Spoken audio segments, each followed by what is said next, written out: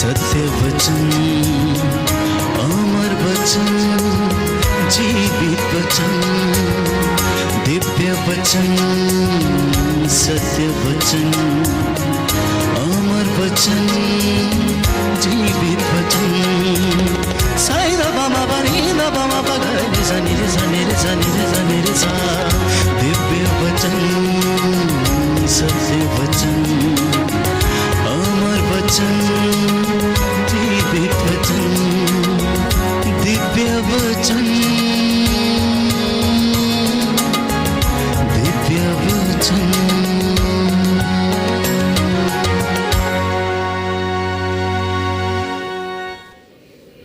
यीशु को धन्यवाद। यीशु को धन्यवाद। हाथ उठा के बोलें, यीशु की स्तुति हो, यीशु की स्तुति हो। यीशु को धन्यवाद, यीशु को धन्यवाद। यीशु की स्तुति हो, यीशु की स्तुति हो। यीशु को धन्यवाद। यीशु को धन्यवाद।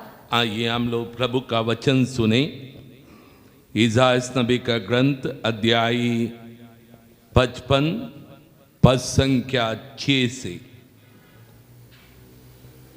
इस बाइबल में पद संख्या 1155। जब तक प्रभु मिल सकता है तब तक उसके पास चली जा। जब तक वह निकट है तब तक उसकी दुआई देते रह। पापी अपना मार्ग छोड़ दें और दुष्ट अपने बुरे विचार त्याग दें। वह प्रभु के पास लौट आए और उस पर दया करेगा, क्योंकि हमारे ईश्वर दया सागर है। प्रभु यह कहता है, तुम लोगों के विचार मेरे विचार नहीं हैं और मेरे मार्ग तुम लोगों के मार्ग नहीं हैं। जिस तरह आकाश पृथ्वी के ऊपर बहुत ऊंचा है, उसी तरह मेरे मार्ग तुम्हारे मार्गों से और मेरे विचार तुम्हारे विचारों से ऊंचे हैं।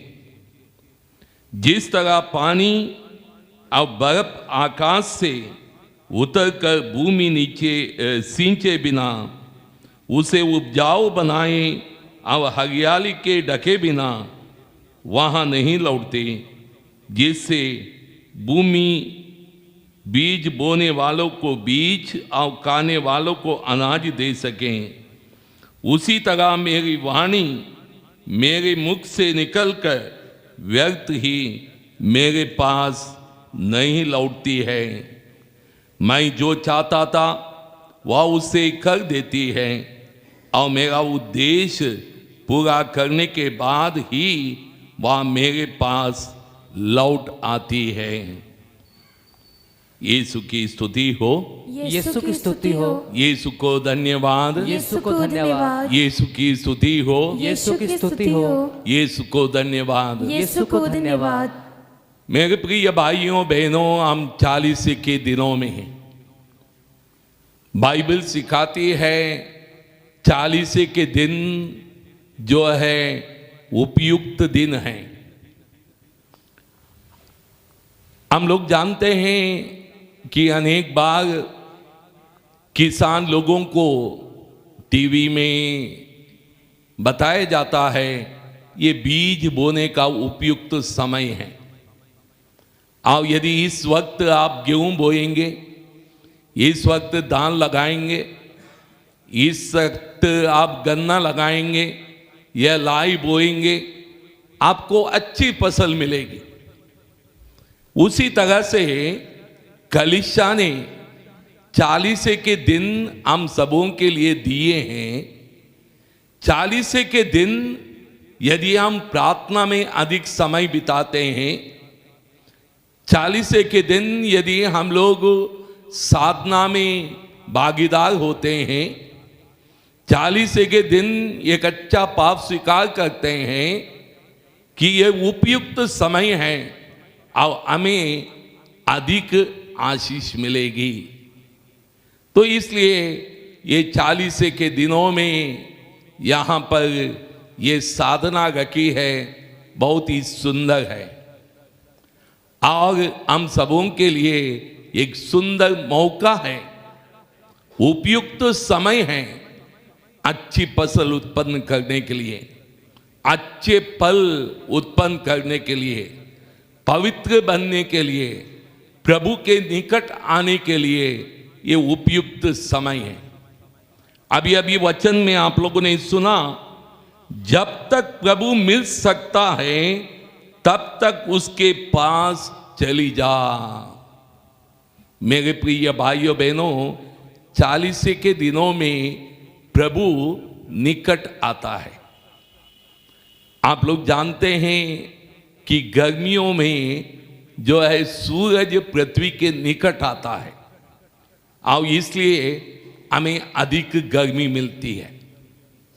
और ये 40 के दिनों में प्रभु हमारे निकट है और इसलिए ये सुंदर और उपयुक्त समय है कि प्रभु के साथ समय बिताने। कुछ लोग सोचते हैं 40 के दिन दुख का समय है। 40 के दिन दुख का समय नहीं है, 40 का दिन आनंद का समय है। क्यों आनंद का समय है? कि उदाहरण के लिए सोचिए, एक छोटे बच्चे को मम्मी पापा के पास रहना दुख का समय है या आनंद का समय है? आनंद का समय है। तो उसी तरह से 40 के दिन प्रभु हमारे निकट है और प्रभु के साथ रहना दुख का समय है या आनंद का समय है? हाँ, तो इसलिए 40 के दिन आनंद का समय है और 40 के दिन में हम अधिक समय प्रभु के साथ बिताएं। हम सभी अधिकतर यहाँ लोग किसान हैं, किसानों के पास बहुत समय है और वो हमें काम करना है, पर उसके साथ साथ थोड़ा अधिक समय निकाल कर हमें जो है प्रभु के साथ बिताना है। और हम लोग की देख रहे हैं कि 40 के दिनों में हमें कैसे प्रभु के पास समय बिताना है। मैं जब छोटा बच्चा था, मैं देखता था मेरे घर में क्या होता था। जब मैं छोटा बच्चा था कि दिन में काम होता था, पर शाम को खाना खाने के बाद मेरी मम्मी जो है सबको बुलाती थी। हम सबों को इकट्ठा बैठना था।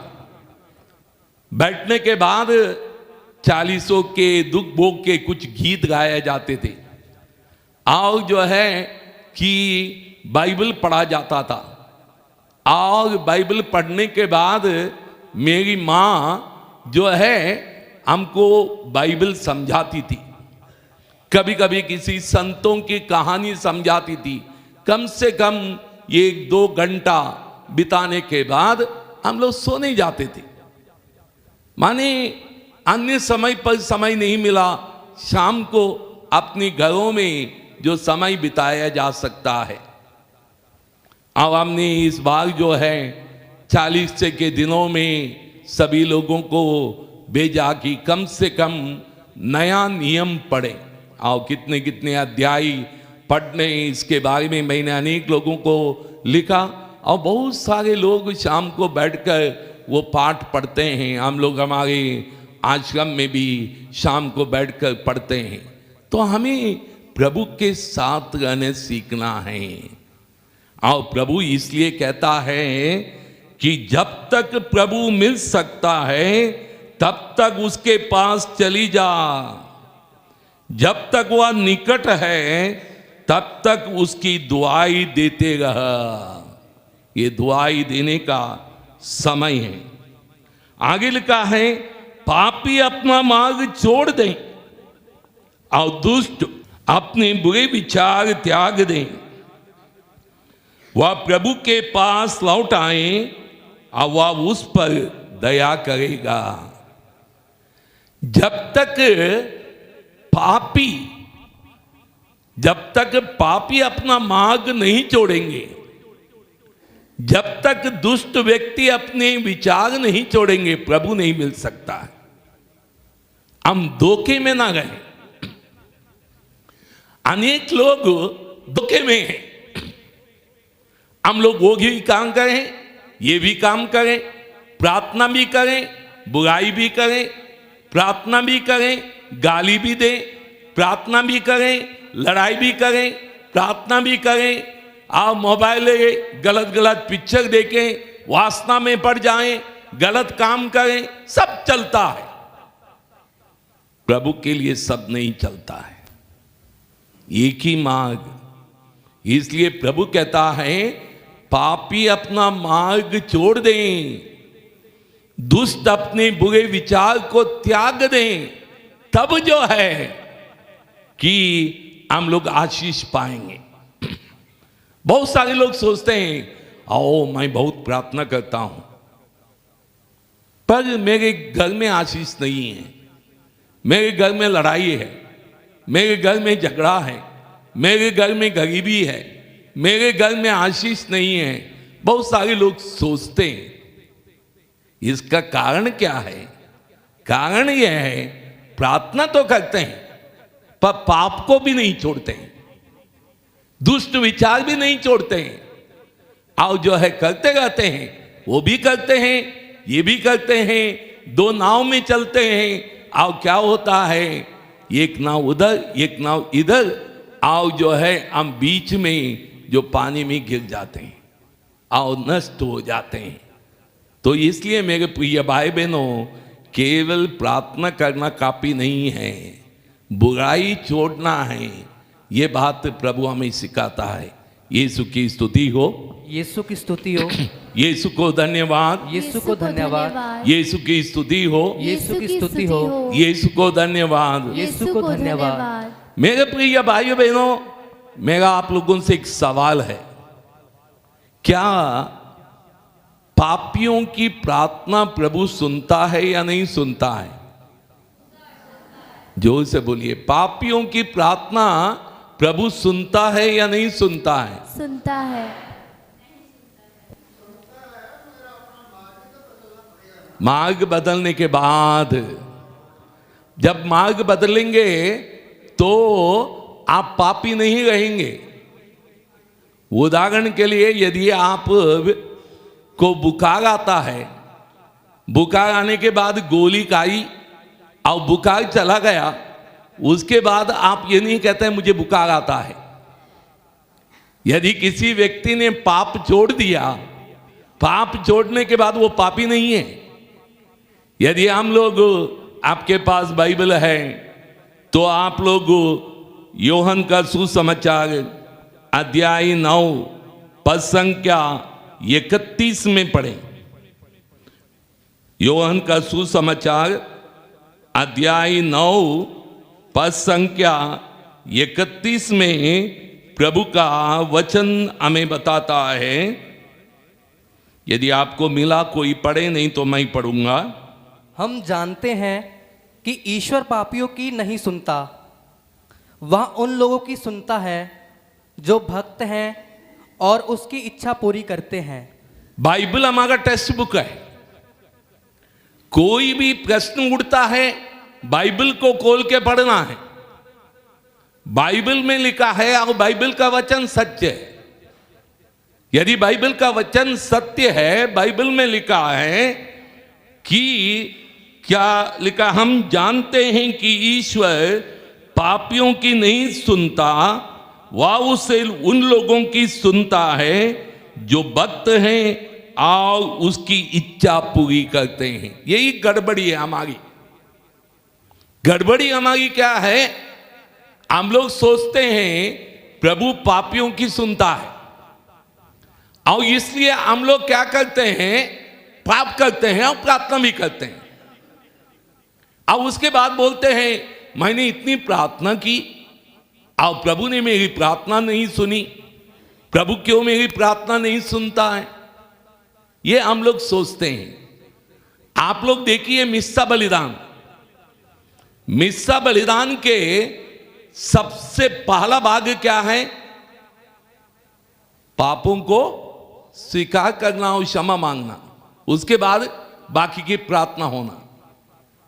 हमारे घरों में भी जब प्रार्थना होती है, सबसे पहले शुरू करना है कि पाप स्वीकार करना, पश्चातापी की विनती बोलना, पापों के लिए क्षमा मांगना, उसके बाद अन्य प्रार्थना करना, तब प्रभु हमारी प्रार्थना सुनता है। यदि हम लोग मत्ती का सुसमाचार अध्याय 5 पद संख्या 23 में पढ़ेंगे, वहां पर प्रभु का वचन क्या कहता है? मत्ती का सुसमाचार अध्याय 5 पद संख्या 23, किसी को मिला तो पढ़े। जब तुम वेदी पर अपनी भेंट चढ़ा रहे हो और तुम्हें वहाँ याद आए कि मेरे भाई को मुझसे कोई शिकायत है, तो अपनी भेंट वही वेदी के सामने छोड़कर पहले अपने भाई से मेल करने जाओ और तब आकर अपनी भेंट चढ़ाओ। हाँ, प्रभु कहता है यदि तुम वेदी के पास भेंट चढ़ाने जाते हो, प्रार्थना करने जाते हो, तुम्हें याद आए, क्या याद आए? हाँ, तुम्हारे भाई से, हाँ सही से नहीं सुना, भाई को, हाँ ये नहीं है, भाई से शिकायत है आपको जाना ही है, बहन से शिकायत है आपको जाना ही है। कभी कभी हम लोग सोचते हैं कि क्या सोचते हैं कि मुझे तो मेरे भाई से गुस्सा नहीं है, मुझे तो मेरे बहन से गुस्सा नहीं है, पर मेरे भाई और बहन को मुझसे शिकायत है, भाई को या बहन को मुझसे शिकायत है। तो हम कहते हैं मैं क्यों जाऊं, वो आ जाएं, मुझे तो कोई परेशानी नहीं है, उनको परेशानी है ना, वो आ जाएं। ऐसा नहीं है। यदि आपको भाई से या बहन से कोई शिकायत नहीं है, पर तुम्हारे भाई या बहन को तुमसे शिकायत है और तुमको कोई बात नहीं है, फिर भी तुम जाओगे। पाप मनुष्य ने किया, फिर भी प्रभु पहले आया, पहले हमें जाना है, मेल मिलाप करना है, और तभी जो है आशीष मिलेगी। आशीष मिलने का साधन है मेल मिलाप। यदि मेल मिलाप नहीं है, आशीष नहीं मिलेगी। ये बात प्रभु हमें बताता है। यीशु की स्तुति हो, यीशु की स्तुति हो, यीशु को धन्यवाद, यीशु को धन्यवाद, यीशु की स्तुति हो, यीशु की स्तुति हो। मुझे एक घटना याद आती है। मैं एक साल भोपाल में एक साधना देने के लिए गया था, और उस साधना में मैंने जो है इस बात को लोगों को समझाया, और लोगों को समझाने के बाद जो है कि दूसरे दिन एक बहन साक्ष्य देने आई। उस बहन ने साक्ष्य ऐसा दिया कि उसका एक भाई था, बहन तो भोपाल में रहती थी, भाई अमेरिका में रहता था। और जो है बहन को भाई से कोई परेशानी नहीं थी, पर पता नहीं भाई को बहन से शिकायत थी। हर साल छुट्टी में आता था, पर बहन के घर नहीं आता था। बहन कहती थी नहीं आता तो नहीं आने दो, मुझे तो इससे कोई परेशानी नहीं है, यदि उसको कोई परेशानी है वो आने दो, मैं क्यों जाऊं, मैं क्यों मिलूं उससे, बहन कहती थी। इस वचन को सुनने के बाद वो कह गई थी, उस दिन उसने आराधना के समय प्रार्थना की, रो रो के अपने भाई के लिए प्रार्थना की, क्योंकि भाई से मिलने तो नहीं जा सकती थी, क्योंकि भाई अमेरिका में था। रो रो के प्रार्थना की, प्रार्थना अमेरिका में पहुंच गई। अमेरिका में पहुंच गई तो शाम को करीब 11:30 बजे की फोन की घंटी बज गई। आओ बहन ने जाके फोन उठाया। कभी कभी उसकी क्यों बहन, सिस्टर इन लोग क्या बोलते हैं, भाई की पत्नी, वो भाभी जो है कि वो फोन करती थी, पर भाई नहीं करता था। उस दिन भाई का फोन था। भाई कहने लगा बहन कैसी हो, काफी सालों से मैं आपसे नहीं मिला, इस साल मैं छुट्टी में अभी आने वाला हूं, मैं तुम्हारे घर आऊंगा। देखो मेल मिलाप हो गया। जब इसने जो है भाई को शिकायत है इसलिए भाई के लिए प्रार्थना करना किया, प्रभु ने मेल मिलाप करा दिया। मेरे प्रिय भाई बहनों, हमें जो है कि प्रार्थना तो करते हैं, मेल मिलाप नहीं है। अपने पापों के लिए क्षमा नहीं मांगते हैं तो पापियों की प्रभु प्रार्थना नहीं सुन सकता है। क्यों नहीं सुन सकता है? यदि हम इसायास नबी का ग्रंथ हम लोग पढ़ेंगे, इसायास नबी का ग्रंथ अध्याय 59 पद संख्या 2 में यदि हम लोग पढ़ेंगे, इसायास नबी का ग्रंथ अध्याय 59 पद संख्या 2 में पढ़ते हैं, किंतु तुम्हारे अधर्म ने तुमको ईश्वर से दूर किया, तुम्हारे पापों ने ईश्वर को तुमसे विमुख कर दिया, इसलिए वह तुम्हारी नहीं सुनता। लिखा है कि किंतु तुम्हारे अधर्म ने तुमको ईश्वर से दूर किया, तुम्हारे पापों ने ईश्वर को तुमसे विमुख कर दिया, इसलिए वह नहीं सुनता है। जब हम पाप करते हैं हमारे बीच में और प्रभु के बीच में एक दीवार खड़ी हो जाती है, पाप की दीवार। सोचो आप वहां बैठे हैं, मैं यहां खड़ा हूं और यहां पर यदि एक दीवार बनाई दी जाए तो क्या होगा? आपको मैं दिखूंगा, आप मुझे दिखेंगे, मेरी वाणी अच्छी तरह से आपके पास पहुंचेगी, आपकी बात मुझे सुनेगी? नहीं, दीवार बना दिया। तो प्रभु कहता है पाप की दीवार हटाना। मेरे प्रिय भाई बहनों, ये 40 के दिनों में ये कच्चा पाप स्वीकार के द्वारा आप जो है पाप की दीवार आज हटा दीजिए, ताकि प्रभु आपको स्पष्ट रीति से दिखाई देगा और प्रभु आपकी प्रार्थना स्पष्ट रीति से सुनेगा और आप सबों को आशीर्वाद भी प्रदान करेगा। इसलिए बाइबल कहती है पापी अपना मार्ग छोड़ दें, दुष्ट अपने बुरे विचार त्याग दें और प्रभु के पास लौट आएं, वह उस पर दया करेगा, क्योंकि हमारा प्रभु दया सागर है, हाथ फैलाकर खड़ा है। तके मांदे बोझ से दबे हुए लोगों, सबके सब मेरे पास आओ, मैं तुम्हें विश्राम दूंगा।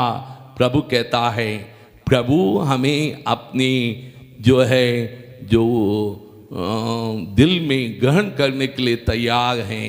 यीशु की स्तुति हो, यीशु की स्तुति हो, यीशु को धन्यवाद, यीशु को धन्यवाद, यीशु की स्तुति हो, यीशु की स्तुति हो, यीशु को धन्यवाद। यीशु को धन्यवाद। आगे कहता है, प्रभु यह कहता है तुम लोगों के विचार मेरे विचार नहीं हैं और मेरे मार्ग तुम लोगों के मार्ग नहीं हैं। क्या कहता है? मेरे विचार तुम्हारे मार्ग विचार नहीं हैं, मेरे मार्ग तुम लोगों के मार्ग नहीं हैं। हमें प्रभु के मार्ग पर चलना है। बाइबल में हम लोग एक व्यक्ति के बारे में पढ़ते हैं, उसका नाम है जकियुस। उसका नाम क्या है? हम लोग लूकस का सुसमाचार अध्याय 19 में जकियुस के बारे में पढ़ते हैं। जकियुस एक धनी युवक था, धनी व्यक्ति था, नाकेदार था और जो है ये प्रमुख नाकेदार था। आज के हिसाब से कहा जाए कि लगभग फाइनेंस मिनिस्टर था, वित्त मंत्री था। पिलातुस जो है राज्यपाल था और जो है जकियुस जो है प्रमुख नाकेदार था, पैसा का हिसाब रखने वाला, पैसा लोगों से इकट्ठा करने वाला और हिसाब रखने वाला व्यक्ति, बहुत ही धनी व्यक्ति था। पर लोग उसको नाकेदार कहते थे। नाकेदार यानी पापी, कोई उससे प्यार नहीं करते थे। और उसने यीशु के बारे में सुना था क्योंकि यीशु के बारे में सुना था कि वो यीशु से मिलना चाहता था, क्योंकि उसका ये एक सहयोगी मत्ती प्रभु यीशु का शिष्य बन गया था। उसने सुना कि प्रभु यीशु नाकेदार पापियों से प्यार करते हैं, उनके साथ भोजन करते हैं, उनको सम्मान देते हैं, उनके घर चलते हैं। और जक्कैयुस को अच्छा लगा। उसने सोचा प्रभु मेरे घर भी आएगा, मेरे साथ भी भोजन कर देगा। और एक दिन उसने सुना यीशु जो है वहीं से चल रहा था। और जैसे ही सुना जक्कैयुस ने सोचा चलो मैं जाके कि प्रभु यीशु को देखूं। और जो है वो भाग गया यीशु को देखने के लिए। इतना बड़ा व्यक्ति,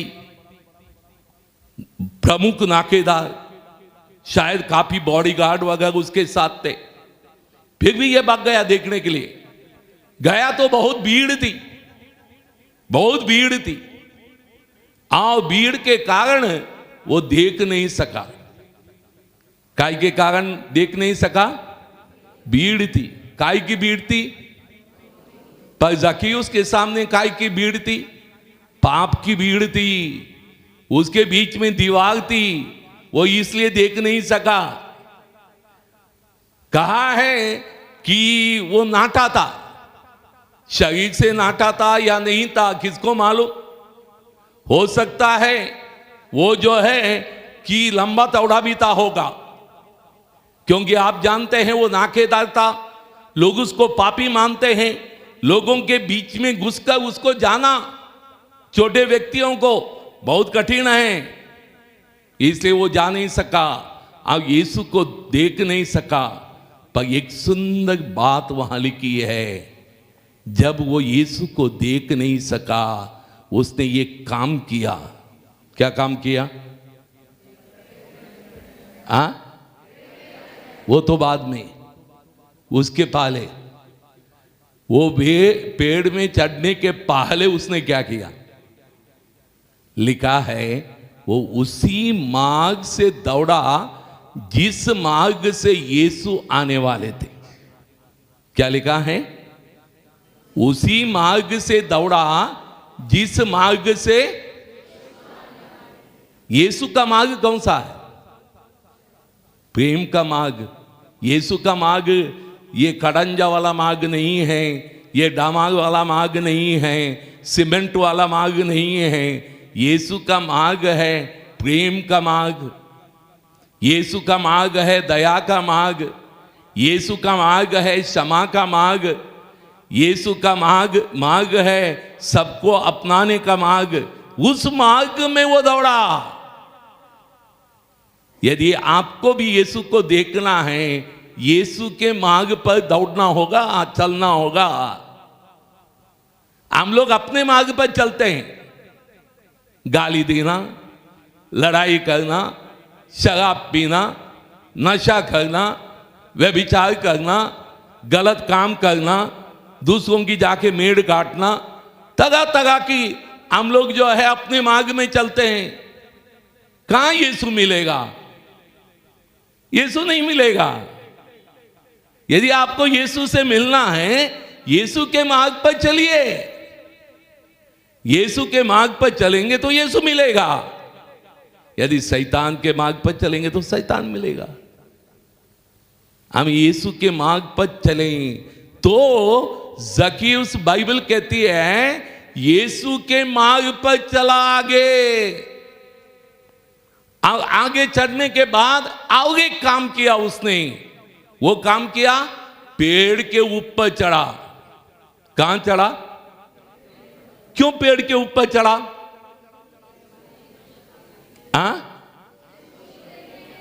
यीशु के लिए देखने के लिए चढ़ा, फिर क्यों पेड़ पर चढ़ा? पाप कहां से आया था? पेड़ से। आदम और हेवा को प्रभु ने कहा था कि इस पेड़ का फल मत खाना। और आदम और हेवा ने पेड़ पर चढ़कर उस पेड़ के फल को खाया था। और यहां पर जक्कियुस को पेड़ के ऊपर चढ़ना पड़ा। पेड़ के ऊपर चढ़ेंगे तो क्या होता है, पेड़ जो है पैर के नीचे और जक्कियुस जो पेड़ के ऊपर, यानी पाप हमारे पैरों के नीचे और हम पाप के ऊपर। जब आप अपने पापों को कुचल देंगे, जब आप अपने पाप को छोड़ेंगे, पाप के ऊपर खड़े हो जाएंगे, पाप को कुचल देंगे, तब यीशु को देख पाएंगे। और इसलिए आपको और मुझे बचाने के लिए यीशु को भी पेड़ पर चढ़ना पड़ा। क्रूस क्या है, पूरा पूरा पेड़ था और उस पेड़ पर प्रभु को टांग दिया ताकि हमारे पाप खत्म हो जाएं और हम लोग मुक्ति पाएं। मेरे प्रिय भाई बहनों, ये सारी बातें प्रतीक हैं। हमें प्रभु के विचार आओ प्रभु के मार्ग पर चलना है। यीशु की स्तुति हो, यीशु की स्तुति हो। दाहिना हाथ उठाए आओ कहें, ये प्रभु यीशु, हे प्रभु यीशु, आज से मेरे विचार नहीं तेरे विचारों पर मैं चलूंगा। तेरी इच्छा के अनुसार मैं चलूंगा। तेरे मार्ग पर चलूंगा। मैं पाप के ऊपर चढ़ूंगा। पैरों से कुचल दूंगा। और तेरी इच्छा पूरी करते हुए जीवन बिताऊंगा। ये संकल्प लेना पड़ेगा, तब आप यीशु को देख पाएंगे। Hallelujah, hallelujah, hallelujah, hallelujah. यीशु की स्तुति हो, यीशु की स्तुति हो। यीशु को धन्यवाद। यीशु को धन्यवाद। मेरे प्रिय भाई बहनों, आगे प्रभु का वचन कहता है, जिस तरह पानी और बर्फ आकाश से ऊपर उतर कर भूमि सींचे बिना, उसे उपजाऊ बनाए बिना, हरियाली से ढके बिना वहां नहीं लौटते हैं, जिससे भूमि बीज बोने वाले को बीज और खाने वाले को अनाज दे सकें। आज जो है प्रभु का वचन उस पानी के जैसा, बर्फ के जैसा, बीज बोने वालों को बीज और खाने वालों को अनाज मिलेगा। यानी प्रभु आपके घरों में भरपूरी देगा। ये प्रभु का वादा है। आगे प्रभु कहता है, उसी तरह मेरी वाणी मेरे मुख से निकलकर व्यर्थ ही मेरे पास नहीं लौटती। मैं जो कहता था वह उसे कर देती है और मेरा उद्देश्य पूरा करने के बाद ही वह मेरे पास लौट आती है। हालेलुया, हालेलुया, हाथ उठा के बोले hallelujah, hallelujah, hallelujah, hallelujah, hallelujah, hallelujah. आज प्रभु कहता है, बीज बोने वाले के लिए बीज और खाने वाले के लिए अनाज प्रभु देगा। आपके घर में कोई भी कमी नहीं रहेगी, आपको आशीष मिलेगी, आपको प्रभु चंगाई देगा। आपके जीवन में परेशानी में, दुख में, कष्ट में प्रभु आपके साथ रहेगा। जिसके घर में लड़ाई झगड़े हैं दूर हो जाएंगे। जिसके घर में जो है निसंतान है संतान होंगे। जिसके घर में जो है बेरोजगारी है, जिसके घर में जो भी समस्या है प्रभु वचन के द्वारा पूरा कर देगा। ये प्रभु का वादा है। प्रभु पूरा किए बिना नहीं जाएगा। प्रभु आज आपको सच्चे दिल से यदि आप मांगेंगे, ये कच्चा पाप स्वीकार करेंगे, प्रभु आपको दर्शन देगा। ये प्रभु का वादा है। और इसलिए हम बड़े भक्ति भाव से अपने आप को आज के दिन तैयार करें। यीशु की स्तुति हो। यीशु की स्तुति हो, यीशु को धन्यवाद, यीशु को धन्यवाद, यीशु की स्तुति हो, यीशु की स्तुति हो, यीशु को धन्यवाद। यीशु को धन्यवाद, हालेलुया। हालेलुया, हाथ उठा के बोले हालेलुया, हालेलुया, हालेलुया। हालेलुया, यीशु की जय हो, यीशु की जय हो, यीशु की महिमा हो, यीशु की महिमा हो, यीशु की आराधना हो। यीशु की आराधना हो। मेरे प्रिय भाई बहनों, बहुत सारे लोगों के अंदर एक प्रश्न है। क्या प्रश्न है? हमें आशीष क्यों नहीं मिल रही है? हम लोग कितने सालों से प्रार्थना करते आए हैं। कुछ बच्चे 10, 12, 15, 20, 40, 50, 60, 70 सालों से हम लोग प्रार्थना करते हुए आए हैं, पर जो है आशीष नहीं मिल रही है। क्यों आशीष नहीं मिल रही है? आप बहुत प्रार्थना करते हैं, ऐसा नहीं है।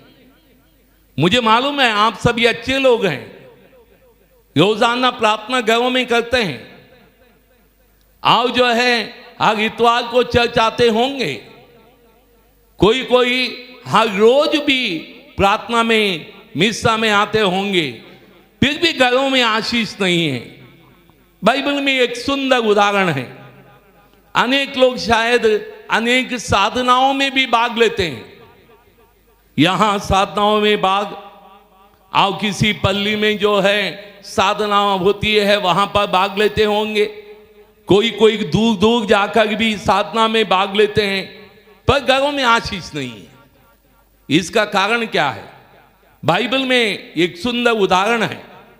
यदि हम लोग योहन का सुसमाचार अध्याय 5 पढ़ेंगे, योहन का सुसमाचार अध्याय 5 में हम लोग पढ़ते हैं एक व्यक्ति के बारे में जो 38 साल से बीमार था। कितने सालों से? कितने सालों से? 38 साल। अब वो जो है चंगा होना चाहता था, प्रार्थना करता था। आओ उस बेतैसा कुंड में उतरने के लिए बेतैसा कुंड के पास जाके रुका हुआ था। हर साल कोशिश भी कर रहा था, क्योंकि कहा गया है कि साल में एक बार पानी लहराता था स्वर्गदूत, और जो पहला कूदता था वो ठीक हो जाता था। पर ये 38 साल से वहां था। और प्रभु की उम्र कितनी थी उस वक्त? प्रभु की उम्र केवल 30 या 33 वर्ष का था। प्रभु यीशु को जन्म लेने के पहले से यह व्यक्ति बेतैसा कुंड के पास इंतजार कर रहा था चंगाई के लिए, और 38 साल से बीमार था। शायद हम लोगों के बीच में भी कुछ लोग 20 साल, 30 साल, 40 साल, 50 साल से बीमार हैं, प्रार्थना करते हैं, ठीक नहीं होते हैं। घरों में लड़ाई है, झगड़ा है, अशांति है, गरीबी है, परेशानी है, प्रार्थना करते हैं और लगता है मेरी प्रार्थना प्रभु ने नहीं सुनी है। ऐसे कहने वाले बहुत सारे लोग हैं। Hallelujah, hallelujah, hallelujah, hallelujah. यीशु की स्तुति हो। यीशु की स्तुति हो। आप लोगों के बीच में भी ऐसे लोग हो सकते हैं। और हम लोगों को इस व्यक्ति के बारे में सुनने की जरूरत है।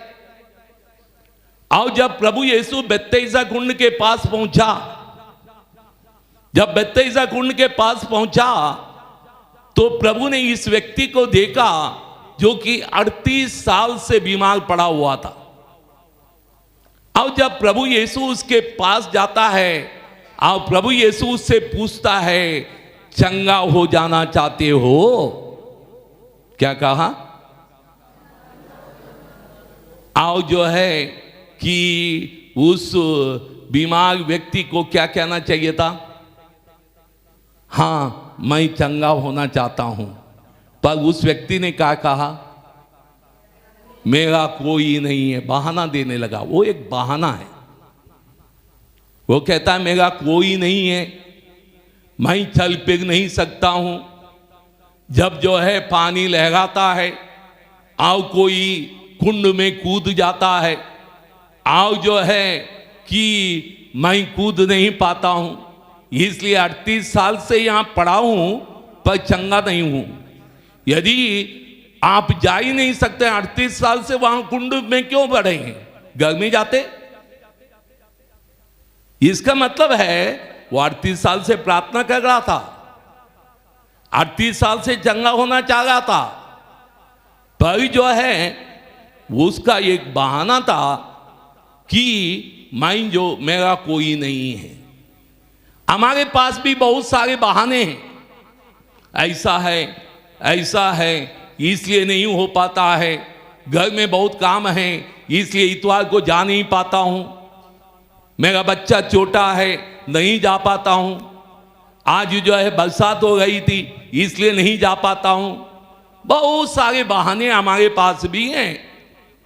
वो 38 साल से बीमार व्यक्ति कुंड के पास गया, 1 साल कुंड के पास ही सोता, कुंड के किनारे सोता, जब पानी लगाता लुढ़क जाता और कुंड में गिर जाता और ठीक हो जाता। क्यों नहीं किया उसने? उसकी एक समस्या थी, उसकी एक समस्या थी। क्या समस्या थी?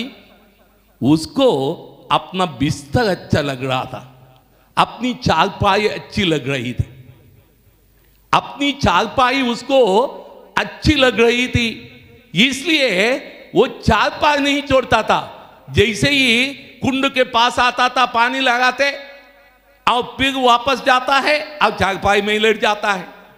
1 साल वहीं पड़ा रहता है और फिर से जो है वो जो है कुंड के पास आता है, तब तक कोई कूदता है, फिर चारपाई के पास जाता है और चारपाई उसकी प्रॉब्लम है। हमारा क्या प्रॉब्लम है? हमारी क्या समस्या है? किसी किसी की समस्या की क्या है? मोबाइल है। किसी किसी की समस्या क्या है? एक लड़का है। किसी किसी की समस्या क्या है? लड़की है। किसी किसी की समस्या क्या है? दारू की बोतल है। किसी किसी की समस्या क्या है? कि पैसा है। किसी किसी की समस्या क्या है? कि बेईमानी है। और बहुत सारी समस्या हमारे पास है, हम उसको छोड़ना नहीं चाहते, इसलिए हमारे जीवन में आशीष नहीं आती है। आज मनन चिंतन कर देखें कि तुम्हारे जीवन में कौन सी चारपाई है, यानी कौन सी समस्या है छोड़ना नहीं चाहते हैं, और जिसके कारण तुम जो है आशीष नहीं पाते हो, चंगा नहीं हो पाते हो। इसका कारण मेरे प्रिय भाई बहनों उसकी चारपाई थी।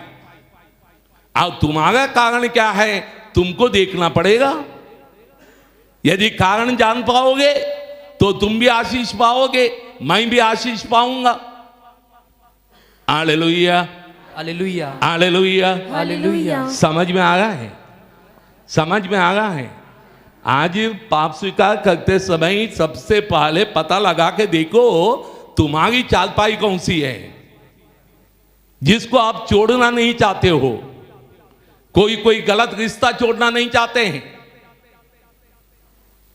कोई नशा छोड़ना नहीं चाहते हैं, कोई लालच या चोरी करना छोड़ना नहीं चाहते हैं, इसलिए वहां का वही है 38 साल से। अब हम लोग भी 10, 20, 50 साल से वहां के वही हैं, आगे नहीं बढ़ रहे हैं।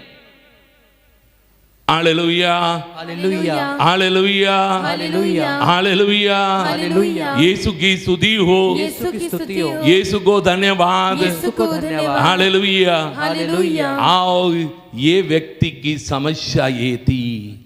आज आपको आपकी समस्या क्या है पता लगाना है। मैं आप लोगों को आगे एक उदाहरण देता इब्राहिम के बारे में। आप लोगों ने इब्राहिम के बारे में सुना होगा, सुना है? इब्राहिम बहुत ही अच्छा व्यक्ति था। उत्पत्ति ग्रंथ अध्याय 12 में पढ़ेंगे। यदि हम लोग 12 को पढ़ेंगे तो वहां पर लिखा हुआ है कि इब्राहिम को प्रभु की आवाज सुनाई पड़ी। वाक्य 1 से हम लोग पढ़ेंगे। प्रभु ने अब्राहम से कहा, अपना देश, अपना कुटुंब और पिता का घर छोड़ दो और उस देश जाओ जिसे मैं तुम्हें दिखाऊंगा। हाँ, क्या कहा? अपना देश, अपना कुटुंब और छोड़कर जाओ जहां मैं तुम्हें दिखाऊंगा। आगे पढ़ो। मैं तुम्हारे द्वारा एक महान राष्ट्र उत्पन्न करूंगा। देखो, प्रभु आशीर्वाद देने के लिए भी वादा करता है, यदि ऐसा करोगे मैं तुम्हारे द्वारा एक महान आशीर्वाद, महान राष्ट्र उत्पन्न करूंगा। आगे बढ़े। तुम्हें आशीर्वाद दूंगा, तुम्हें आशीर्वाद दूंगा। हाँ, और तुम्हारा नाम इतना महान बनाऊंगा कि वह कल्याण का स्रोत बन जाएगा। हाँ, तुम्हारा नाम इतना महान बनाऊंगा, तुम कल्याण का स्रोत बनेगा। हाँ, जो तुम्हें आशीर्वाद देते हैं मैं उन्हें आशीर्वाद दूंगा, जो तुम्हें आशीर्वाद देते हैं मैं उनको आशीर्वाद दूंगा, जो तुम्हें शाप देते हैं मैं उन्हें शाप दूंगा। जो तुम्हें शाप देते हैं मैं उन्हें शाप दूंगा। हाँ, तुम्हारे द्वारा पृथ्वी भर के वंश आशीर्वाद प्राप्त करेंगे। हाँ, तुम्हारे कारण सभी लोग आशीर्वाद पाएंगे। इतनी बड़ी आशीष, पर क्या हुआ इब्राहिम के साथ? हम लोग यदि वाक्य 10 पढ़ेंगे, वाक्य 10 क्या लिखा है? जब इस देश में अकाल पड़ा तो अब्राहम मिस्र में कुछ समय बिताने के लिए। हाँ, क्या हुआ? इतना आशीर्वाद देने वाला प्रभु, जब जो है कि इब्राहिम वहां पहुंचा, वहां अकाल पड़ गए। प्रभु ने कहा, देश छोड़ो, कुटुंब छोड़ो, आओ वहां जहां देश दिखाते हैं वहां जाओ, मैं तुम्हें इतनी आशीर्वाद दूंगा। 7 आशीर्वाद, 7 आशीर्वाद। पर जो है इब्राहिम जब वहां चला गया, क्या हो गया? क्या हो गया? क्यों? क्यों अकाल पड़ा? कि लिखा है कि प्रभु ने क्या कहा था? प्रभु ने क्या कहा था? अपना देश और अपना कुटुंब छोड़कर चले जाओ। पर क्या हुआ कि यदि वाक्य 4 का दूसरा वाक्य पढ़ेंगे, तब अब्राहम चला गया, वहां से पढ़े, हम पढ़ते हैं। तब अब्राहम चला गया जैसे कि प्रभु ने उससे कहा था, और लोट उसके साथ गया। कौन उसके साथ गया? प्रभु ने क्या कहा था? अपने कुटुंब के किसी व्यक्ति को लेके मत जाना, पर वो लोट को साथ लेके गया। गड़बड़ यही हुआ, गड़बड़ यही हुआ। हम लोग भी सोचते हैं, इब्राहिम ने सोचा होगा, ठीक है मैं बुढ़ा हो गया हूं, 75 साल का, लोट मेरे साथ चलेगा, जब मुझे पानी चाहिए तो पानी लाके देगा, जब खाना चाहिए खाना लेके आएगा, जब मैं थक जाऊंगा मेरे पैर दबा देगा। ये सारी बातें इब्राहिम ने सुनी होगी, पर जो है क्या हुआ? इब्राहिम ने आज्ञा का उल्लंघन किया। इब्राहिम ने आज्ञा का क्या किया? लोट को साथ चला और अकाल पड़ गया। हमें भी प्रभु कहता है, काम छोड़ो, इतवार के दिन चर्च में जाओ। हम लोग क्या कहते हैं? आज बहुत ज्यादा अच्छा काम है, छोड़ के नहीं जा सकते हैं। आज शादी में जाना है, छोड़ के नहीं जा सकते हैं। आज मुझे मेहमानी में जाना है, छोड़ नहीं सकते हैं। आज मुझे वहां जाना है, छोड़ नहीं सकते हैं। और आप लोग उस काम को छोड़कर प्रभु की आज्ञा का पालन करना छोड़ देते हैं। तब क्या होता है? आपके घर में अकाल पड़ता है। क्या पड़ता है? क्या पड़ता है? क्यों? आज्ञा का उल्लंघन। आज्ञा का उल्लंघन। हम प्रभु की आज्ञा का उल्लंघन करते हैं, और इसलिए हमारे घर में अकाल है। बहुत सारे लोग सोचते हैं, मैं इतना प्रार्थना कर रहा हूं, मैं इतवार को चर्च जाता हूं, शाम को माला विनती बोलता हूं, शाम को ये करता हूं, वो करता हूं, पर जो है क्या होता है कि मैं जो है असली में जो है कि प्रभु के आज्ञा का पालन नहीं करता हूं। अब इसलिए बहुत सारे लोगों के घरों में आशीष नहीं है।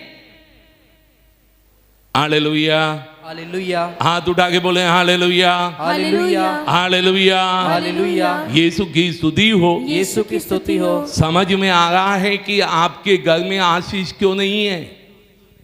आ रहा है कि नहीं आ रहा है?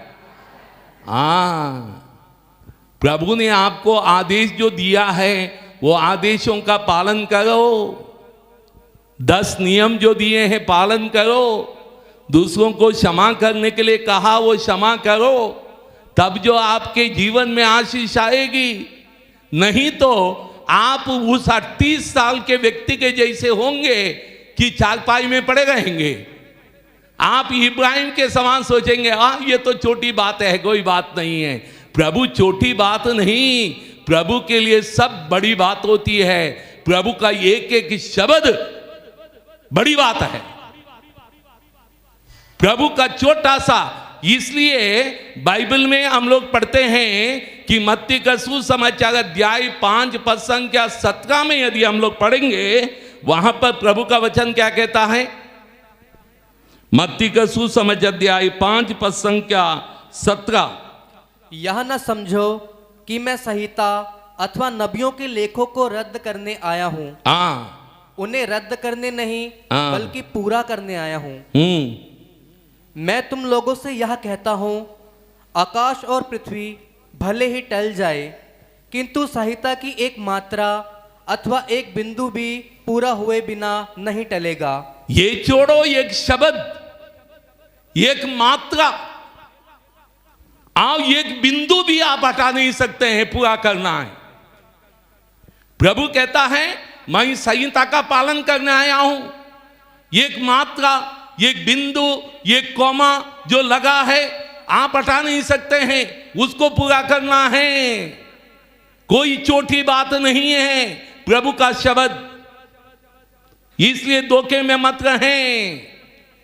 कभी कभी कुछ लोग सोचते हैं कि ये छोटी बात है। Hallelujah, hallelujah. आप लोगों ने एक चींटी को देखा है? चींटी बड़ी है या छोटी होती है? हाथी बड़ी होती है या छोटी होती है? हाथी बड़ी होती है या चींटी बड़ी होती है? हाथी। पर हाथी चींटी को मार सकती है या चींटी हाथी को मार सकती है? एक चींटी जो है हाथी को मार सकती है। यदि एक चींटी हाथी के सूंड में घुस जाए तो हाथी जो तड़प तड़प के मरती है। इसलिए छोटी मत समझो, कोई भी बात छोटी नहीं है। प्रभु का वचन का एक बिंदु, एक मात्रा और एक कॉमा छोटा नहीं है, उसको पालन करना हमारा कर्तव्य है, बाइबल सिखाती है। Hallelujah, hallelujah, hallelujah, hallelujah. यीशु की स्तुति हो। यीशु की स्तुति हो। इस्राएल का पहला राजा कौन था? इस्राएल का पहला राजा कौन था? दाऊद। दाऊद के पहले कौन था? साउल था। साउल जो है कि प्रभु ने जो है साउल को इस्राएल का प्रथम राजा बना दिया था और साउल को एक आदेश दिया था।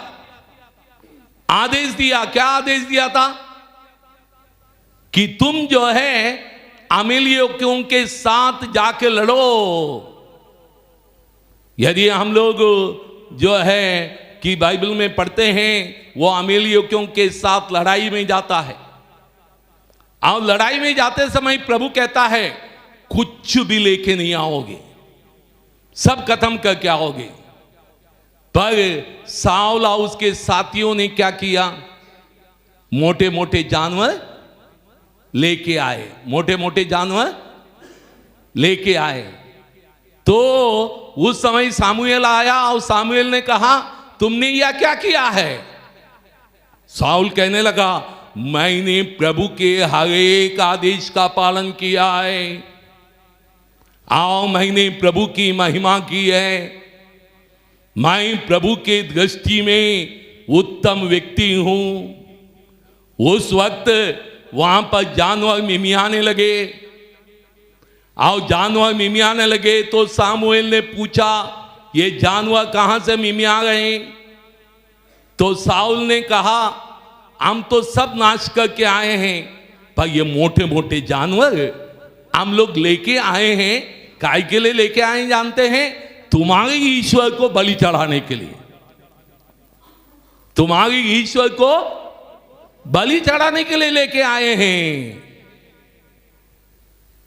अच्छा सोचा। असली में क्या था? अंदर स्वार्थ था। बलि चढ़ाते हैं, काटेगा उन्हें वही लोग हैं। उन्हें ये नहीं कहा हमको अच्छा अच्छा गोश्त खाने के लिए मन हुआ इसलिए हम लेके आए, नहीं कहा तुम्हारे ईश्वर को बलि चढ़ाने ले आए हैं। तो प्रभु ईश्वर ने कहा कि क्या कहा? क्या ईश्वर को जो है कि बलि चढ़ाना ये सब महत्वपूर्ण है? आज्ञा पालन बलिदान से उत्तम है। और प्रभु ने जो है सौल को राजपथ से हटा दिया और दाऊद का अभिषेक किया। और उसके बाद क्या हुआ? फिलिस्तीयों के साथ लड़ाई हो गई और लड़ाई में कि सौल का बेटा योनातन मर गया, उसके सारे बच्चे मर गए, उसके सारे लोग मर गए, पीढ़ी में सारे लोग मर गए। अंत में सौल खुद तलवार के ऊपर गिरकर मर गया और केवल एक बच गया, सिमाई का पुत्र, वो भी पागल और लंगड़ा। उसके सिवा उस पीढ़ी का कोई भी व्यक्ति नहीं बचा। क्यों? आज्ञा उल्लंघन। क्यों? क्यों? आज्ञा उल्लंघन। जब इब्राहिम ने आज्ञा का उल्लंघन किया, अकाल पड़ा। जब साउल ने आज्ञा का उल्लंघन किया, उसको राजपथ से हटना पड़ा। और जो है क्या हुआ कि उसकी पूरी पीढ़ी नाश हो गई। हम लोग भी यदि आज्ञा पालन करना छोड़ देंगे तो हमारे जीवन में भी ऐसे हो सकता है। Hallelujah, hallelujah, hallelujah, hallelujah. यीशु की स्तुति हो। यीशु की स्तुति हो। हम लोग उत्पत्ति ग्रंथ अध्याय 13 पद संख्या 14 यदि पढ़ें, उत्पत्ति ग्रंथ अध्याय 13 पद संख्या 14 यदि पढ़ें। जब लौट चला गया तो प्रभु ने अब्राहम से यह कहा, तुम आंखें ऊपर उठाओ और जहां खड़े हो वहां से उत्तर और दक्षिण, पूर्व और पश्चिम की ओर दृष्टि दौड़ाओ। हाँ, देखिए यहां पर क्या होता है कि इब्राहिम लोट को साथ लेके आया तो अकाल पड़ गया। जब लोट चला गया, प्रभु कहता है आंखें ऊपर उठा के देखो, क्या तुम ये नक्षत्रों को गिन सकते हो? तुम्हारी संतान ऐसी ही होगी। फिर से प्रभु ने आशीष दिया।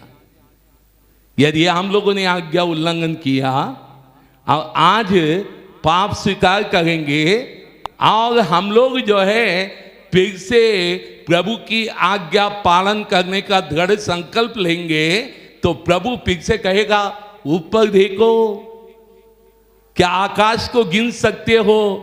तुम्हें भी ऐसी आशीष मिलेगी। आज्ञा पालन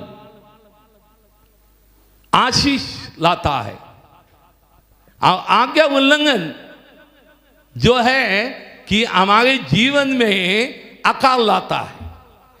हालेलुया, हालेलुया, हाथ उठा के देख बोले हालेलुया, हालेलुया। यीशु की स्तुति हो, यीशु की स्तुति हो, यीशु को धन्यवाद, यीशु को धन्यवाद। हे प्रभु यीशु, हे प्रभु यीशु, मैं आज ये कच्चा पाप स्वीकार करते हुए एक अच्छा पाप स्वीकार करते हुए पाप को त्याग कर पाप को त्याग कर मैं तेरी आज्ञाओं का तेरी आज्ञाओं का पालन करूंगा। पालन करूंगा। हालेलुया। हालेलुया। कौन पालन करेगा? फादर, आप लोग करेंगे? आवाज नहीं, आप लोग करेंगे? हाँ, तब हालेलुया, हालेलुया, हालेलुया, हालेलुया। यीशु की स्तुति हो, यीशु की स्तुति हो, यीशु को धन्यवाद। यीशु को धन्यवाद। कल एक बहन मेरे पास आई और कहने लगी, पादर जी मेरा बेटा बहुत बीमार है, मानसिक रीति से बीमार है, काफी समय से बीमार है। मैं उसकी एक माँ हूँ, मैं बड़ी दुखी हूँ, पादर जी प्रार्थना कीजिए। मैंने कहा मैं प्रार्थना करूँगा। मैंने उनसे पूछा, तुम्हारे घर में प्रार्थना होती है? होती है। क्या सभी लोग बैठते हैं? नहीं बैठते हैं। रोज होती है?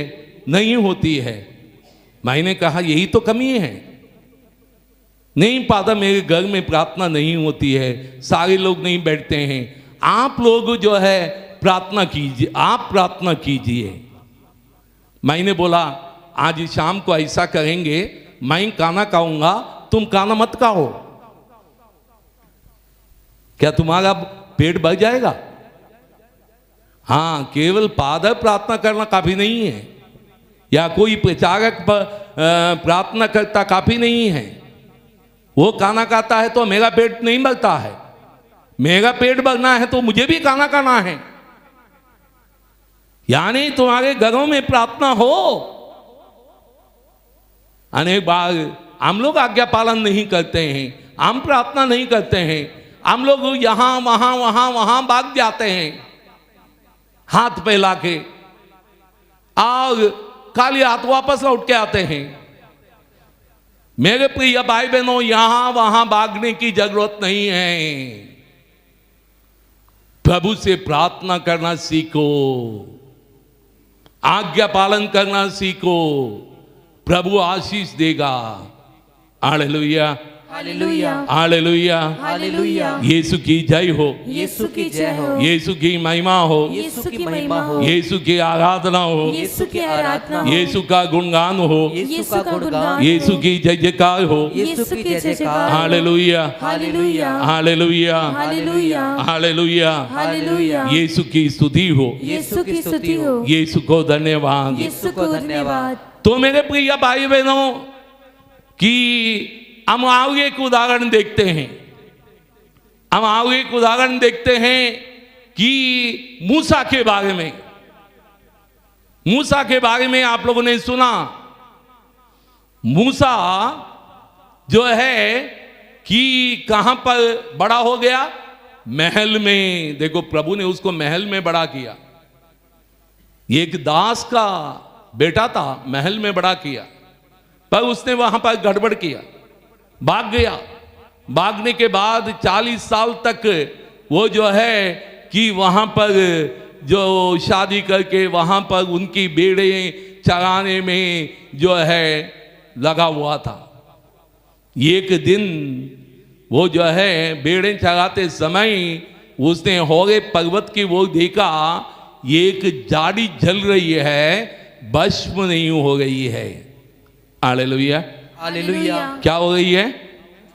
जाड़ी भस्म नहीं हो रही है। हो गई है। उन्हें कहा ये अनोखी बात है, ये अनोखी बात है। हम लोगों ने यही देखा है। क्या देखा है? जाड़ी जलती है और भस्म होती है। आप लोग जो है चूल्हे में लकड़ी लगाते हैं, वो भस्म होती है या नहीं होती है? होती है।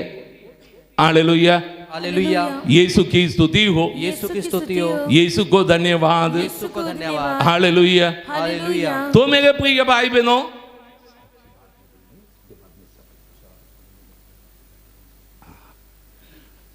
वहां पर 4 पादर लोग बैठे हुए हैं पाप स्वीकार के लिए। जिसको पाप स्वीकार करना है उठ के जाएं। आओ जो है अभी थोड़ी देर आओ वचन सुनेंगे, उसके बाद एक साक्षी होगी, उसके बाद में सब बलिदान होगा।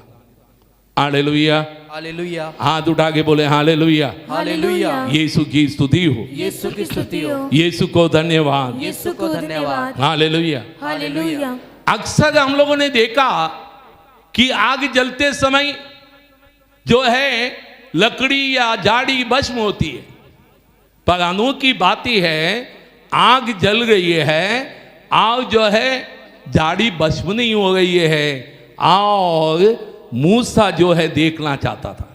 मूसा क्या करना चाहता था? देखना चाहता था। Hallelujah, hallelujah, hallelujah, hallelujah. यीशु की स्तुति हो। यीशु की स्तुति हो। ये गड़बड़ है। हमारे घरों में आग जलती है, लड़ाई होती है, बुराई होती है, एक दूसरे के ऊपर लाठी डंडे तलवारें चलते हैं, अब हम लोग खत्म हो जाते हैं। पर प्रभु की बात अनोखी है कि प्रभु हम सबों को बचाता है। Hallelujah, hallelujah, hallelujah, hallelujah. यीशु की स्तुति हो। यीशु की स्तुति हो। यीशु को धन्यवाद। यीशु को धन्यवाद। Hallelujah, hallelujah, hallelujah, hallelujah, hallelujah. Hallelujah. आओ जो है कि मूसा देखने के लिए गया। जब मूसा देखने के लिए गया, एक आवाज सुनाई दी। क्या सुनाई दी? प्रभु ने कहा, मूसा, मूसा, जिस जगह तुम खड़े हो वो पवित्र जगह है। जिस जगह तुम खड़े हो वो क्या है? पवित्र जगह है। मेरे प्रिय भाई बहनों, जहां तुम बैठे हो ये पवित्र जगह है। हर क्रिस्तिया का घर एक पवित्र जगह है। हर क्रिस्तिया का घर में प्रभु निवास करता है। जो प्रभु यीशु पर विश्वास करते हैं उनके घरों में प्रभु यीशु निवास करता है। पवित्र जगह है। वो लड़ाई झगड़ा करने की जगह नहीं है। वो शराब नशा करने की जगह नहीं है। वो वासना व्यभिचार में पड़ने की जगह नहीं है। वहाँ पर टीवी में, मोबाइल में तरह तरह की जो है कि बातें देखने के लिए जगह नहीं है। Hallelujah, hallelujah, hallelujah, hallelujah, hallelujah, hallelujah. यीशु की स्तुति हो। यीशु की स्तुति हो। यीशु को धन्यवाद। यीशु को धन्यवाद। Hallelujah, hallelujah, hallelujah, hallelujah. यीशु की स्तुति हो। यीशु की स्तुति हो। यीशु को धन्यवाद। यीशु को धन्यवाद। मैं आश्रम में रहता हूँ। मैंने एक टीवी लाया हमारे आश्रम में, ताकि मैं प्रभु यीशु का पिक्चर दिखा दूं। और मैं कुछ दिन बाहर था तो कुछ लोगों ने सोचा कि अभी world cup match cricket match चलने वाला है, इसलिए उस लोगों ने टीवी को कनेक्शन देके उसमें जो है कि क्या देखेंगे, क्रिकेट मैच देखेंगे करके इंतज़ाम करने लगे। और मैं वापस पहुंचा तो पूछे कि फादर जी, हम लोगों ने जो है उसको कनेक्शन के लिए एंटीना की वगैरह की सबकी बात की है, हम लोग एक एंटीना लगाएंगे और ये वर्ल्ड कप जो है मैच देखेंगे। मैंने बोला नहीं, आश्रम में टीवी नहीं होगी। आश्रम में आप लोगों को टीवी से भी बड़ी जगह है, वो है चैपल, जहाँ पर 24 घंटा कि प्रभु यीशु वहाँ रहता है। मुझे आगे घटना याद आई। मैं एक अहमदाबाद में गया था एक साधना देने के लिए, और साधना के जो आखिरी दिन था इतवार, और वो इतवार के दिन कि इंडिया और पाकिस्तान के बीच में वर्ल्ड कप का सेमीफाइनल था। और फादर जी मेरे पास आए, पल्ली पुरोहित, और कहने लगे, फादर जी ऐसा है, आपका जो है रिट्रीट, ये साधना 12 बजे खत्म कर दीजिए। तो मैंने बोला क्या, क्यों? क्योंकि हमने तय किया है कि 5 बजे तक, 10 बजे मेरा ट्रेन है वापस जाने का, मैं दोपहर के खाली हूँ, हम लोग 5 बजे तक चलाएंगे। तो फादर जी बोले, फादर जी ऐसी बात है कि वर्ल्ड कप मैच चल रहा है, और वो भी पाकिस्तान और इंडिया के बीच में, और जो है इंडिया के बीच में चलेगा। यहां पर साधारण क्रिकेट मैच चलता है, उस दिन चर्च में कोई नहीं आता। मैंने कहा कोई आए ना आए, एक व्यक्ति भी होगा कि साधना 5 बजे तक चलेगी। मुझे कितने लोग आते हैं तो ये जरूरी नहीं है साधना शाम को 5 बजे तक होगी। फादर जी बोले आपकी मर्जी है, पर मैं पहले से कहता हूं लोग नहीं होंगे। मैंने बोला कोई बात नहीं। मैंने लोगों से कहा सुबह करीब 2000 के ऊपर लोग थे। और मैंने लोगों से कहा आप लोगों के सामने एक सुंदर बात मैं बताने वाला हूं। आज दोपहर के बाद world cup semifinal match Pakistan और इंडिया के बीच में है। जितने लोगों को वर्ल्ड कप देखना है सभी लोग अपने घरों में जाएं और जो है आप अपने टीवी के सामने बैठें। और जितने लोग वर्ल्ड को बनाने वाला वर्ल्ड मेकर को देखना है तो आप यहां आए। आपके बीच में आज एक चुनौती है, आप एक ही वर्ल्ड कप को चुन लीजिए या वर्ल्ड मेकर को चुन लीजिए, वर्ल्ड को बनाने वाले को। आप इतना बता के मैंने दोपहर को 1 बजे लंच के ब्रेक के लिए छोड़ा और 2 बजे फादर जी खुद देख के हैरान हो गए। दोपहर के बाद 2000 नहीं करीब 2500 के ऊपर लोग उपस्थित थे।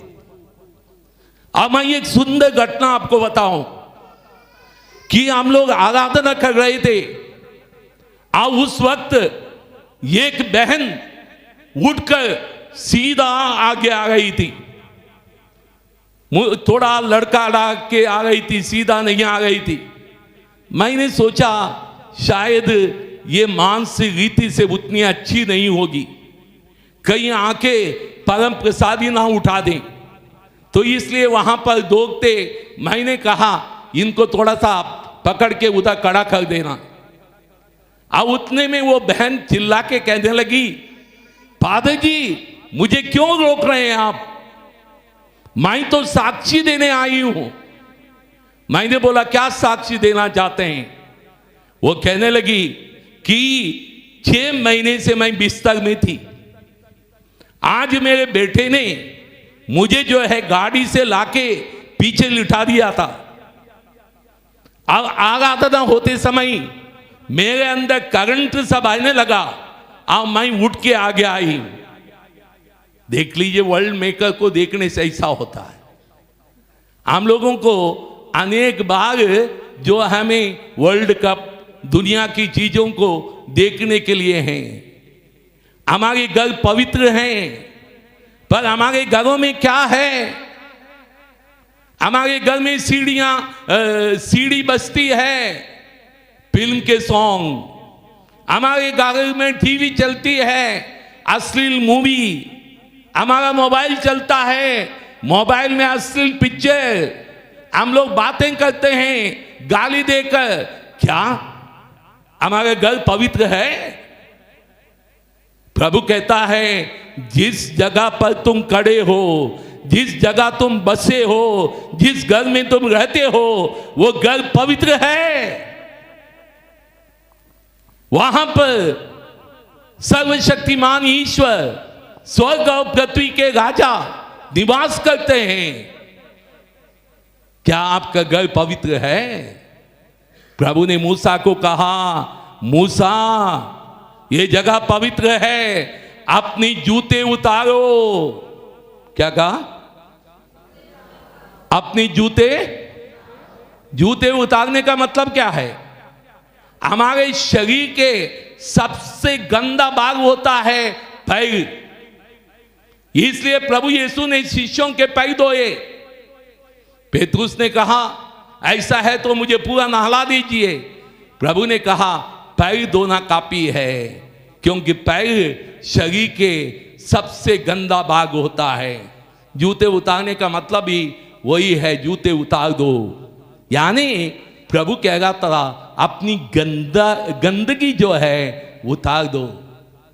मेरे प्रिय भाई बहनों, आज जो है ये दिन 40 के दिन और आज पाप स्वीकार का दिन हम सबों के लिए ये बताता है आपके अंदर की गंदगी उतार दो, तब आशीष आएगी। आज मनन चिंतन करें, देखें आपके अंदर कौन से जूते हैं, यानी कौन सी गंदगी है जिसको आपको आज उतारना है। यदि आप नहीं उतारेंगे, बने रहेंगे मिलावट में, बने रहेंगे, मिलावट आपका जीवन को आशीष नहीं देगी मेरे प्रिय भाइयों बहनों। Hallelujah, hallelujah. यीशु की स्तुति हो, यीशु की स्तुति हो, यीशु को धन्यवाद। यीशु को धन्यवाद। यदि आशीष चाहिए मेरी आशीष तो जूते उतार दो। Hallelujah, hallelujah, hallelujah, hallelujah. यानी गंदगी उतार दो। गंदगी और प्रभु एक साथ नहीं रहता है। आपके घरों में गंदगी है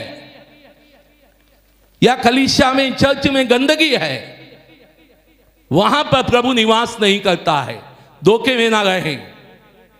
हालेलुया, हालेलुया, हालेलुया। यीशु की स्तुति हो, यीशु की स्तुति हो, यीशु को धन्यवाद। यीशु को धन्यवाद। हालेलुया। हालेलुया। मेरे प्रिय भाई बहनों, यदि हम प्रभु के आदेश का पालन नहीं करेंगे तो क्या होगा? तो हमारे जीवन में दंड आएगा। Hallelujah, hallelujah, hallelujah, hallelujah, hallelujah. Hallelujah. यदि हम लोग गणना ग्रंथ पढ़ेंगे, हम लोग गणना ग्रंथ में अध्याय 20 में एक घटना पढ़ते हैं मरीबा के बारे में। वहां पर पानी नहीं था, और इसलिए कि सारे इस्राएली लोग बुन बुनाने लगे। और जब बुन बुनाने लगे तो उस वक्त प्रभु ने उनको एक आदेश दिया। Hallelujah, hallelujah, hallelujah, hallelujah. यीशु की स्तुति हो, यीशु की स्तुति हो, यीशु को धन्यवाद। यीशु को धन्यवाद। Hallelujah, hallelujah, hallelujah. हालेलुया। क्या आदेश दिया? प्रभु ने उससे कहा, वहां के 8 से पढ़ें, अध्याय 20 पद संख्या 8 से। डंडा ले लो और अपने भाई हारून के साथ समुदाय को एकत्र करो। तुम लोगों के सामने चट्टान को यह आदेश दोगे, हमें अपना पानी दो। इस प्रकार तुम चट्टान से पानी निकालोगे और तुम लोगों और पशुओं को पीने के लिए पानी दोगे। तो प्रभु ने क्या कहा? डंडा ले लो और जाओ, आप चट्टान से आदेश दे दो कि हमें पानी दे दो। प्रभु ने यह नहीं कहा कि तुम डंडा मारो। हम लोग यदि निर्गमन ग्रंथ में पढ़ेंगे, वहां पर प्रभु ने कहा था मूसा से, ले जाओ डंडा ले लो और डंडा से मारो, पानी आएगा। वो अलग घटना है। गणना ग्रंथ में जो घटना है वो अलग घटना है। ये घटना में प्रभु ने कहा कि डंडा लेके जाओ साथ। डंडा क्या है? प्रभु साथ। प्रभु ने कहा मैं तुम्हारा डंडा हूं, साथ रहूंगा। यानी प्रभु को साथ ले जाओ, आओ चट्टान से कहो हमें पानी दे दो।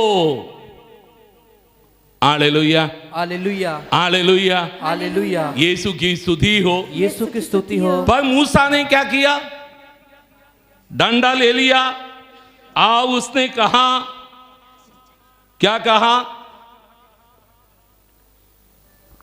मूसा ने वाक्य 11 से पढ़ो, 10 से पढ़ो। मूसा और हारून ने चट्टान के सामने लोगों को एकत्र किया और उनसे कहा, विद्रोहियों सुनो, क्या हम तुम लोगों के लिए इस चट्टान से पानी निकालें? मूसा ने हाथ उठाकर 2 बार चट्टान पर डंडा मारा और चट्टान से पानी की धारा फूट निकली। इस प्रकार लोगों और पशुओं को पीने के लिए पानी मिला। हाँ, आगे पढ़ो।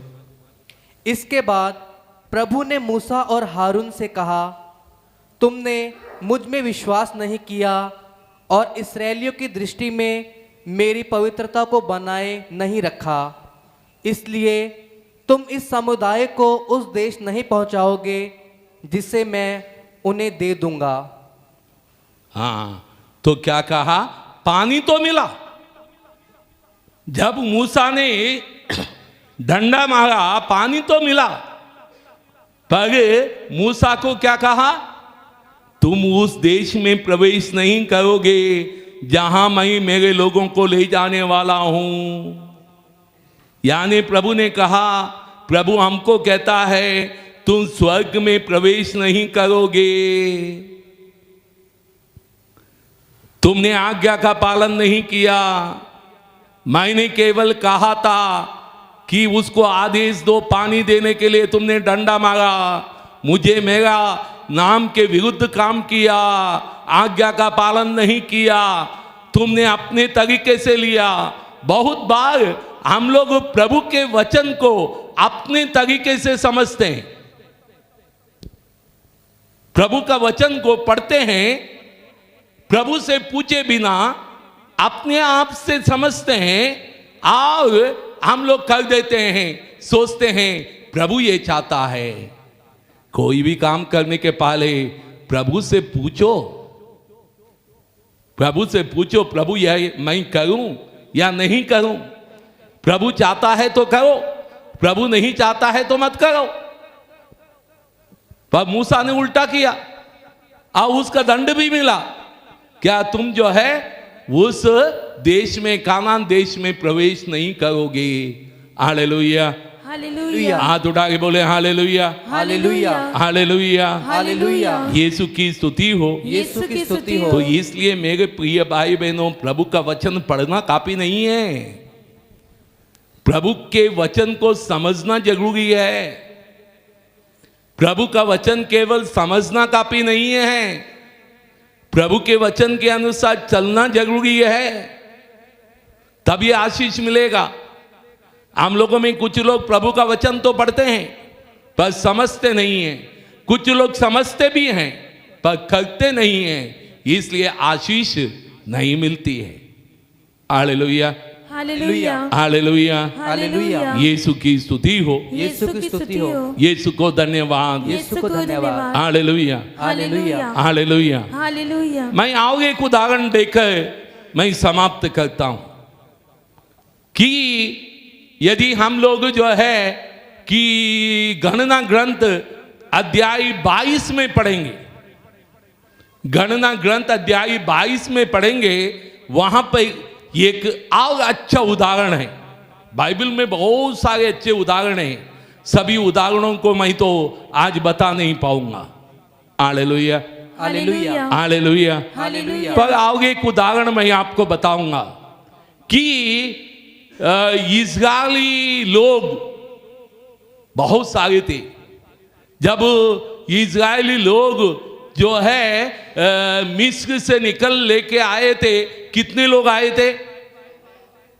6 लाख लोग पुरुष, 6 लाख कितने थे? पुरुष थे। तो महिलाएं कितनी होंगी?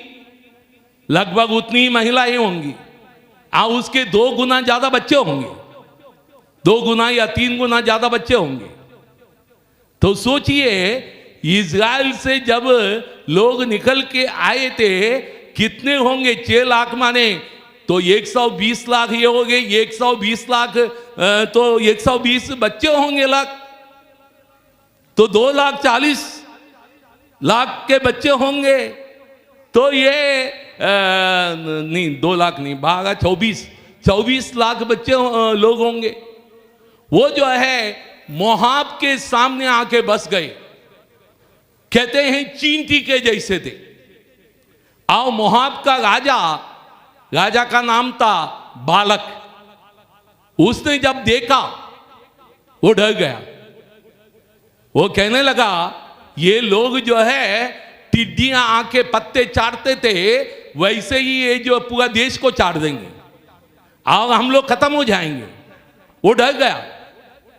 और मोआबी भी बड़े शक्तिशाली थे, पर उसने सोचा हम इससे लड़कर जीत नहीं पाएंगे, क्योंकि इनका प्रभु इनके साथ रहता है। और इसलिए उसने सोचा क्या करेंगे। उसके मन में एक विचार आया। एक महान भविष्यवक्ता था, उसका नाम था बिलाम। और यदि बिलाम किसी को शाप देता था वो सब नाश होते थे। और इसलिए बालक राजा ने बिलाम के पास कुछ प्रतिष्ठित लोगों को भेजा। उसके पास गए और कहने लगे देखो ऐसा ऐसा है, राजा ने निवेदन करके आपको ये तोहफा दिया है और आपको बुलाया है, आप चलो। तो बिलाम ने कहा देख मैं प्रभु से पूछे बिना कोई काम नहीं करता।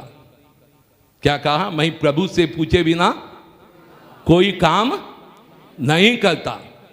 तो आज रात आप रुकिए, मैं रात को प्रभु से पूछूंगा, बातें करूंगा, यदि प्रभु कहता है मैं तुम्हारे साथ चलूंगा। बिलाम रात को प्रभु से मिला, प्रभु से पूछा प्रभु मैं इनके साथ जाऊं? प्रभु ने कहा तुम उनके साथ नहीं जाओगे, वो मेरी प्रजा है, वे धन्य लोग हैं, तुम उनको शाप नहीं दोगे, तुम नहीं जाओगे।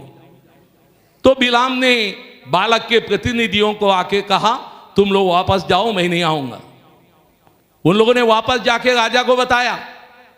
तो राजा ने आओ ज्यादा प्रतिष्ठित अधिक लोग आओ अधिक तोहफा लेके भेजा।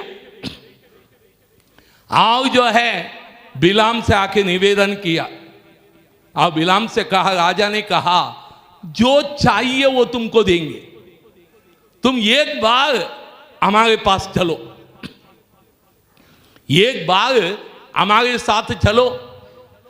तो उसने कहा मैं प्रभु से पूछे बिना नहीं चलूंगा। और दूसरे दिन रात को फिर से उसने प्रभु से पूछा प्रभु मैं क्या जाऊं? एक बार जब प्रभु ने कहा नहीं, उसके बाद प्रभु से पूछने की क्या जरूरत थी? उसको पूछना नहीं चाहिए था, क्योंकि उसके मन में कुछ लालच आया। लालच क्या आया? तो राजा ने बताया जो चाहिए वो देंगे। थोड़ा लालच आया होगा तो दोबारा प्रभु से पूछने गया। कभी कभी बच्चे मम्मी से गए पापा से कहते हैं पापा हम वहां जाएं, पापा बोलता मत जाओ, पापा प्लीज जाओ ना, पापा को गुस्सा आता है जा। और उसी तरह से कि प्रभु ने बिलाम को कहा जा। आग दूसरे दिन सुबह अपनी घोड़ी लेकर वो तैयार हो गया। बाइबल कहती है जब बिलाम ने घोड़ी लेकर तैयार किया, प्रभु को गुस्सा आया करके बाइबल कहती है। आग बिलाम घोड़ी के ऊपर बैठा और जाने लगा। जाते समय प्रभु का स्वर्गदूत आ गया, नंगी तलवार लेके रास्ते में खड़ा हो गया। बिलाम देख नहीं सका, बिलाम लालच के कारण अंधा हुआ था, इसलिए स्वर्गदूत को देख नहीं पाया, पर घोड़ी नहीं देखा। और घोड़ी जो है खेत में भाग गई, खेत में से जाकर निकल गई। बिलाम को गुस्सा आया, घोड़ी को खूब मारा और घोड़ी ऊपर आ गई। और फिर से स्वर्गदूत जाके कुछ आगे खड़ा हो गया। और जहां आगे खड़ा हो गया, इस साइड भी दीवार, इस साइड भी दीवार, संकरा रास्ता। और जो है घोड़ी थोड़ा धीरे हो गई तो बिलाम ने उसको हाँक दिया। और घोड़ी ने देखा स्वर्गदूत खड़ा है बीच में, तो मैं कैसे जाऊं? वो किनारे से निकल गई। और किनारे से जब निकल गई कि बिलाम का पैर जो है दीवार में लग गया, चोट लग गई। और उसने घोड़ी को खूब मारा और घोड़ी चली गई। और प्रभु का स्वर्गदूत आओ थोड़ा आगे जाके खड़ा हो गया। वहां पर आगे जाने का जगह ही नहीं था। और जब कि घोड़ी ने देखा कि ये स्वर्गदूत खड़ा है और बिलाम उसको मार रहा है, घोड़ी वहीं पर बैठ गई। और जब घोड़ी वहीं पर बैठ गई तो क्या हुआ? बाइबल कहती है हालेलुया, हालेलुया, हालेलुया, हालेलुया। यीशु की स्तुति हो, यीशु की स्तुति हो, यीशु को धन्यवाद। यीशु को धन्यवाद। वाक्य अध्याय 22 पद संख्या 27 से पढ़ें। जब उस गधी ने प्रभु के दूत को देखा, तब वह बिलआम के नीचे बैठ गई। इससे बिलआम को बड़ा क्रोध आया और उसने गदही को लाठी से मारा। इस पर प्रभु ने उस गदही को वाणी दी और वह बिलआम से कहने लगी, मैंने तुम्हारा क्या बिगाड़ा है जो तुमने मुझे 3 बार मारा है। बिलआम ने गदही को उत्तर दिया, इसलिए कि तूने मेरा मजाक उड़ाया है। यदि मेरे हाथ में तलवार होती तो मैं तुझे निश्चय ही मार डालता। गदही ने बिलआम को उत्तर दिया, क्या मैं तुम्हारी वही गदही नहीं हूँ जिस पर तुम अब तक सवारी करते रहे हो? क्या मैंने पहले कभी तुम्हारे साथ ऐसा किया था? उसने उत्तर दिया, नहीं। आगे बढ़ो। इस पर प्रभु ने बिलआम की आंखें खोल दी और उसने मार्ग पर प्रभु के दूत को तलवार खींचे खड़ा देखा। उसने भूमि पर सिर झुकाकर साष्टांग प्रणाम किया। प्रभु के दूत ने उससे पूछा, आपने अपनी गदही को 3 बार क्यों मारा? मैं आपको रोकने आया हूँ, क्योंकि मेरी दृष्टि में आपकी यात्रा का परिणाम अच्छा नहीं होगा। Hallelujah, hallelujah, hallelujah, hallelujah. गदही वहां बैठ गई तो क्या हुआ कि ये जो है कि गदही को मारने लगा। देखो, प्रभु गदही को भी आवाज देता है, गदही भी बोलने लगती है, मैंने तुम्हारा क्या बिगाड़ा, तुमने मुझे 3 बार मारा। मैंने कभी तुम्हारा आदेश का उल्लंघन किया? मैं तुम्हारा आदेश का हर समय पालन करती आई हूं, फिर भी मुझे क्यों मारा? और तब प्रभु ने बिलाम के आंखें खोल दिए। आंखें खोला तो क्या हुआ कि उसने स्वर्गदूत को देखा, नंगी तलवार खड़ा करके देखा।